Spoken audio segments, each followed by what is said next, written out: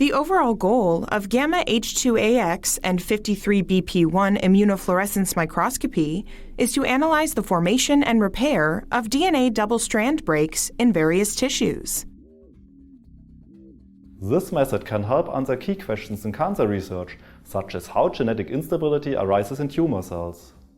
The main advantage of this technique is that single DNA double-strand breaks can be visualized and that the repair processes can be analyzed.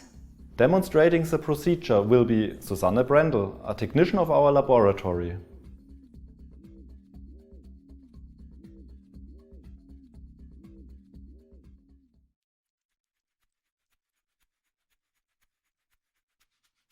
Begin the experiment by preparing solutions, starting with the anticoagulant stock solution with 200 international units of heparin per milliliter in 0.9% sodium chloride.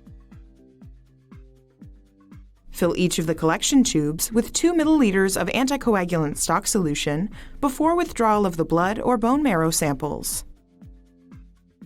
Next, prepare the 10x lysis solution for red cells with 82.91 grams ammonium chloride, 7.91 grams ammonium bicarbonate, and 2 milliliters of 0.5 molar ethylene diamine tetraacetic acid solution to a pH of 8.0 by dissolving the agents in double distilled water for a total volume of 1 liter.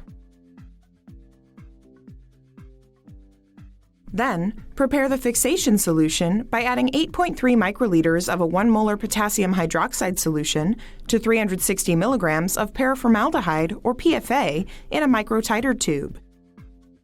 Fill the tube with phosphate buffered saline or PB.